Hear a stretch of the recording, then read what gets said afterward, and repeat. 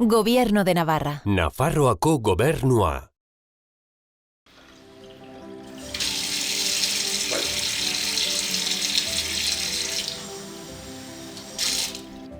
Erraten dute, aberastasuna ez dela zerutik erortzen. Ziur, nik ez dut ura baina aberastasuna handiagorik ezagutzen eta zerutik erortzen da. Nafarroan nola kudeatzen da altxor hau? Gaurko saioan, Nafarroako urak eta makroproiektuak.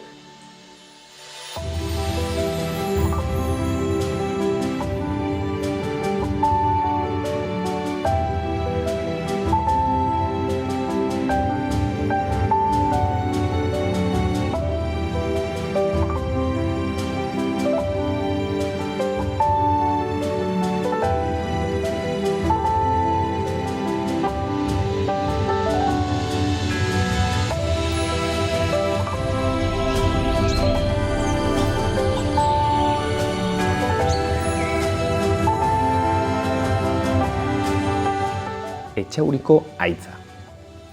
Sarbileko berranka.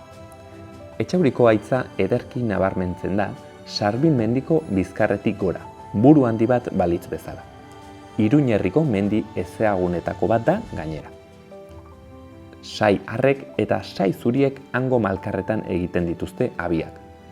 Malkarren babesean, ibar emankorra dago Arga bazterrean, Gereziondo eta Mahasti ezagunez zipriztindurik.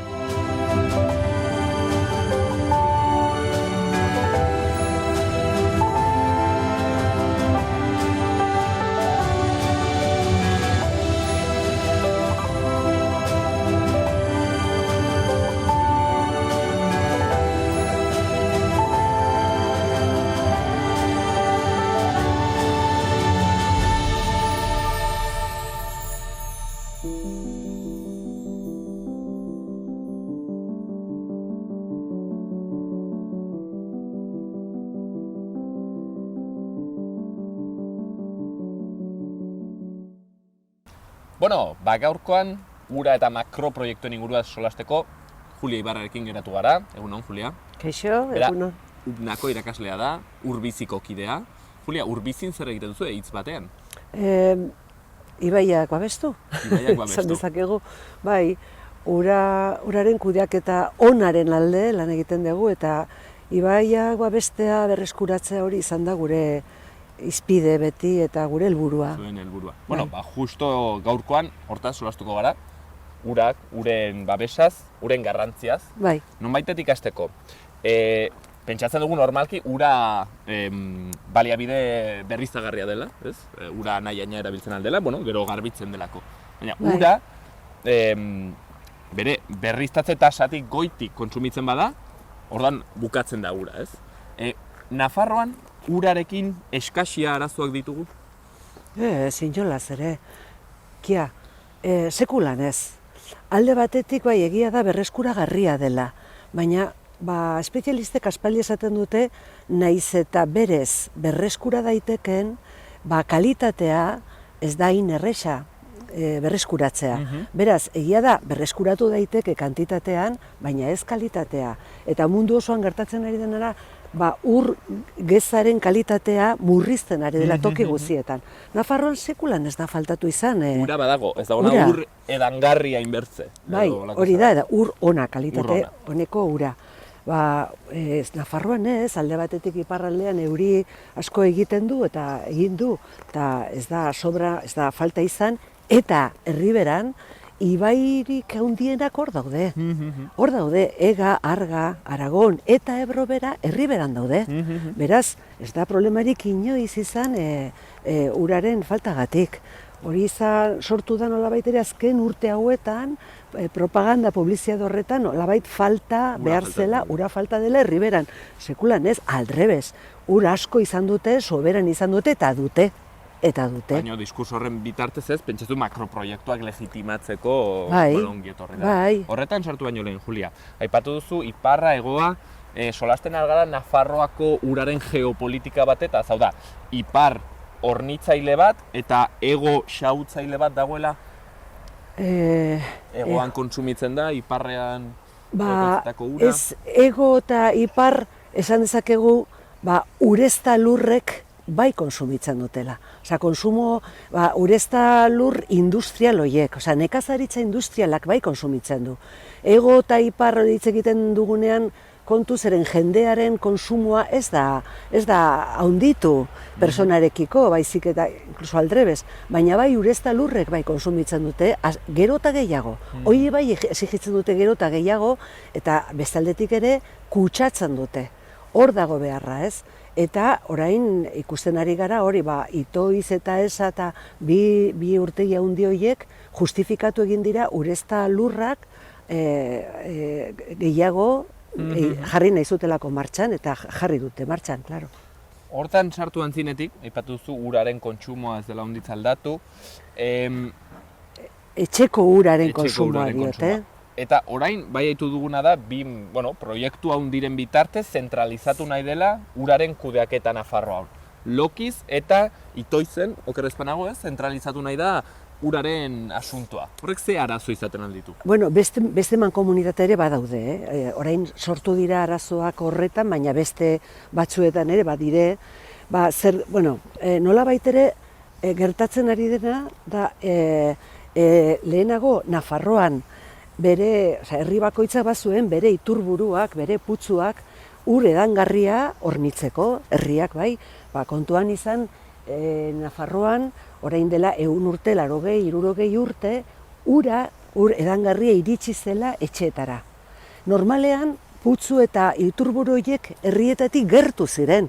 Imaginazazu, Faltes, Peralta, Argan, argatik edo haren putzuetatik. Tuteran berdin, Ebro, sekulako ure mari duen itur horretatik edan dute betidanik eta haren putzuetatik ere bai. Baina, zer gertatu da? Kutsatu direlako. Eta kutsatu egin dira. Horregatik eskatzen ari dira tuteratik orain itoizko ura. Tardun, politikoentzat izan da, nolabait ere soluzio tipo bat, ez? Denetara eta herri guziei helarazi itoizko ura, pentsatu gabe edo kontuan hartu gabe, bi eskubide daudela hor, eta bi egin beharrak. Alde batetik jendeak du eskubidea ur edangarri ona izateko etxean, baina aldi berean ere, badago bete behar bada iturburuak, errekak eta putzuak, haren kalitatea bermatu behar du gobernuak. Eta bermatua eta zikin badago, bermatua ez badago eta zikin badago, hori errekuperatu behar da. Eta hemen proposatu dena da, iturri horiek, iturburu horiek zaindu beharrean, makroproiektua. Espoliatu ahara eta zenbat eta urrunago diren baliabideak. Hau da, tuteratik orain eraman behar da ura itoizetik, hau da Pirinioetatik. Eta hori ez da legez, legeak ez du hori uzten, DMak, Direktiba Marko del Aguak, behin eta berriro esaten du, eskaerei eta eskaerei asetu behar dela, edo eskaerak asetu behar dira, baina aldi berean ere, babestu eta errekuperatu behar dira, bermatu behar da ura erreken kalitatea. Ibai eta erreken kalitatea, ez bakarri fisiko-kimikoa baizik eta ure mariaren kantitatean, eta baita ere biodiversitatea, bazterrak, herriberak eta bar. Beraz, nik galdetu behar nizun, Julia, pentsatut hortik joan nendela zure erantzuna, nik galdetu behar nizun, badakigu itoizen, egon zirela ustelkeria kasuak, egon zirela sobrekosteak, egon direla ingurumen inpaktuak, baina altzegoen alternatibari. Ureztapenetarako, ez, noski, planteatu zen bezala 60.000 hektarea ureztatu ahal izateko urtegiekin besterik ez da egin behar. Baina nolabait ere, Ebro arroan biderkatu dira azken urte hauetan urezta lurren hektareak. Eta horiek izan dira, desde luego, edo dira, batez ere artoa eta beste bi produktu gehiago ekoizteko. Alternatiba, horri alternatiba ez dago, urtegiak egin behar, horretarako urtegiak egin behar. Galdera da, ia hori, garapen forma hori, eredu hori logikoa den daukagun baliabidekin, daukagun gizarterekin eta noren onerako ote den. Claro, baina herriberako jendeak errango dizu, bale nahi duzuna, baina hemen lortu dugu lanpostuak sortzea itoizeko urari esker. Nafarroako kanala egin dugu, ekarri dugu ura... Lanpostuak sortzea, desde luego, agintzen zirena, baino askoz gutxiago. Kontuan izan ere, nekazaritzaz bizitzen den populazioa gero eta gutxiago izaten da Nafarroan. Aldiz, jabetza, osea, lur sailen jabetza gero eta esku gutxiagotan dago. Eta herri txikietan eta herrien populazioa, nekazarien populazioa ez da hunditu, inundik inora. Beraz, pentsatu behar dugu ere, diru hori guztiak, bai urtegiarena, ubideak, tresneria, hori lurrak, legorte lurrak, urezta lurrak eraldatu alizateko, hori guztia, kostatu dana diru publikoekin pagatu da, eta pagatzen ari gara. Bai, dana subentzionatua dago. Legeak ere ez da betetzen ari horretan. Zeren demeak exigitzen du kosteak berreskuratu behar duela gobernuak. Gastatu duenak berreskuratu dezake, eta behar du, berreskuratu behar duela. Hemen ez, hemen dana subentzionatua dago. Eta orduan esaten duzu,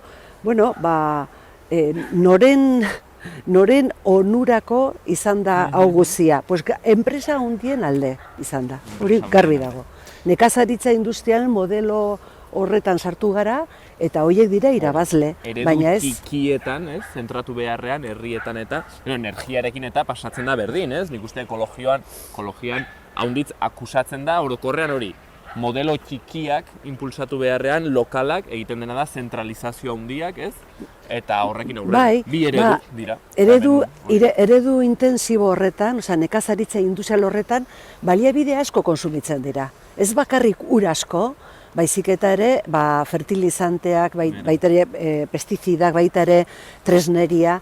Eta, karo, horrek orain izan duen eragina izan da, adibidez, kutsatzea. Osea, nitratoen maila igo da ikaragarri, justo urezta lurrak haunditu diren tokietan, Zidako aldean eta Aragon eta Ebroen aldean. Osea, gertatu da gauza kurioso bat hemen, ez? Nafarroako kanalaren bitartez eta makroproiektuen bitartez finantziatu dira nekazaritza industrialak, eta nekazaritza industrialak era berean kutsatu ditu bertako iturburua, eta horrein bitartez legitimatu ere.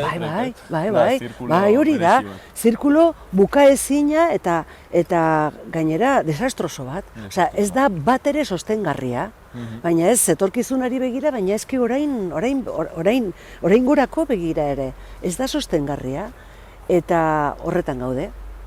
Bueno, eta Julia, Nafarroko bertze makroproiektu handietako bat, ESA dugu. Nik entzuna dut, ESAren kasuan, kusatzen den gauzetako bat dela segurtasun faltarena, ez? Entzuna dut, ezakit posible den, presa horretan arazo bat egongo balitz, zangotza, 23 minututan geratuko zela uraren azpian. Bai, hala da, egin zuten simulazioetan, kalkulatuz olatu bat, inseguritate horren ondorioz zer gerta zitekeen, eta simulazioan hola saltzen zen. Osea, 23 minututan dana tapatuko zen, edo ia herri osoa, berehala ere iritsiko zen berago, eta nolabait ere ez luke aukerarik izanen herriak, ez? Eta hori izan da, besteen artean problema izugarri bat, ez? Inseguritate eza edo falta, ez? Horregatik ere dakizuen bezala bi urbanizazio hustu egin behar izan zuten, eta inseguritate kalkulo gaizki zeudela eginak, hori Zaragozako zenbait geologoek ere hori azpimarratu dute. Hala eta guztiz ere jarraitu egin dute. Karo, eske ulertu behar daudana kontestu batean zen, hemen uraren kudeaketak enpresa hundiek, porlanazko enpresa hundiek eta konstruktora hundiek daramate, eskuen artean dute. Eta xedea da, normalki... Bai, zerbait egiturak egitea. Irabat, hoi da. Hemen diot Nafarroan, zeren Nafarroko uraren kudeaketa eta Espainiako uraren kudeaketa berdina da. Eta berdin soluzionatu dute hemen arazoak eta Espainian. Eta, bai, Ze izan da estrategia? Eskaerei, batez ere nekazaritza eskatzen denari, asetzea. Nola? Ur erabilgarri jarriz. Ur erabilgarri, dagoen forma bakarra haien ustez da egiturak egitea. Urtegiak, ubideak eta bar. Eta hola beti egin dute. Orduan, berdin du zer gerta daiteken haien ustez, zeren hemen ura falta bada, haien soluzioa da beti egitura bat egitea, beste urtegi bat egitea. Berdin du. Eta beraz, eromena da, zeren ezin duzu inoiz egokitu duzun baliabideak egin dezakezunarekin. Eta hain zuzen ere, esan, orain egin nahi dutena da, ampliazio bat, ampliazio bat, ampliazio horrek, seinalatzen ari dira, karriko dituela, oraindik eta lurrikara gehiago, magalak erortzearen arriskua handitzea, eta barrez, osea, gaur egun, esa arriskutsua baldin bada, ampliazio honekin, gehiago, sisbizidade zonalde delikatu batean dago, bi magala horiek, eskubi eta eskerrekoak, oso delikatuak omen dira, eta ia dirazi dute, demostratu dute horien oso delikatua direla. Beraz, enpeinatu ziren, hasiera batean ere egin zutenetik, presa hori etzen oso egonkorra, hasieratik ere delikatua zen. Baina, haren soluzioa izan da, hemen bezala gero eta handiago egitea. Eta haren helburua betikoa da, ureztatze lurrak ampliatzea, zabaltzea, handitzea. Beraz, Julia honek erran nahi du makroproiektuen modeloa geratzeak eskatzen duela demanda, eskaria eraldatzea. Bai. Eta orduan eskatzen du agian, ez dakit, industria handiak, makroetxaldeak, nekazaritza intensiboa, berpentsatu behar direla. Noski baietz. Ez dago irten bidirik modu honetan. Ez dago, nekazaritza industriala edo abeltzantza industrialak ez dira irten bideak, garbi dago. Ez dute sortzen behar bezalako lanpostuak. Kutsadura besterik ez dute sortzen edo arazoak. Eta ez diote gizarteak hemen Nafarroan eskatzen duen edo behar duen gizarteak behar duenari ez diote erantzunik ematen ere. Beraz bakarrik ustiatzen dute baliabideak, espolio gehiago egiten dute eta hori da gelditzen dena. Orain adibidez, makroetxaldekin ere berdin gertatzen ari da. Julia, haitu gara saioaren bukaerara, beti eskatzen digu elkarrizketatuei bi gauzatxo. Batetik, ea posible duzun izendatzea, aipatzea, ez dakit, libururen bat, pelikularen bat edo, gai unekin, zer ikusia izaten alduena. Eta bertzetik eskatuko dizut ere, ze proposamen egingo zenion politikari bati, uraren kudeaketa hemen Nafarroan hobetzeko. Proposamen konkretu bat. Beraz, liburu bat edo filme bat? Liburu asko daude, adibidez, Fundación Nueva Cultura del Aguak dituzten liburu asko, Pedro Arrojorenak edo Martínez Gilenak, horiek edozein. Adibidez, La Nueva Cultura del Agua, Martínez Gilena, hori oso polita da, gauza hauek guztiak ulertu alizateko, txikia da eta oso irakurgarria. Eta proposamen bat, proposamen konkretu bat. Geldieraztea, ureztatze lurrak, handitze hori geldieraztea eta urtegiak ere geldieraztea oraintxe. Ez zuzen, Lerinen badago uste dut plataforma por una nueva nuevo regadío edo, ez? Badire proposamenak eta herritarrak ere badituzte. Horiek erabaki zuten beste gauza bat, ez zuten sartu nahi movida honetan, hau da Kanal de Navarrakoak exigitzen duena, eta gelditu ziren kanpo, baina herri gehienetan presio handia egin da horretan sartzeko. Orduan, nik egingo nukena, baina seguro iritsiko baniz politikari izatea, seguro ez nukela egingo, zeren batez ere ikusten dena politikoetan da koldarrak direla, oso koldarrak. Nik uste dut askok badakite, honek ez duela etorkizuni, baina ez dira ausartzen. Ez dute nahi, jakin badakite, baina ez dira ausartzen edo ez dute nahi, ez dakit. Hortzen, Julia Ibarraren hitzak, berak aipatutako Urbiziren eta Nueva Kulturaren delaguan hor bada informazio gehiago, Eta hoxen, gai handiak jorratu ditugu Bai. gaur, 15 minutotan, baina, bueno, sarreratxo bat bertzerk ez da izan, mil eskarra bizkolo. Zuri, esker mile.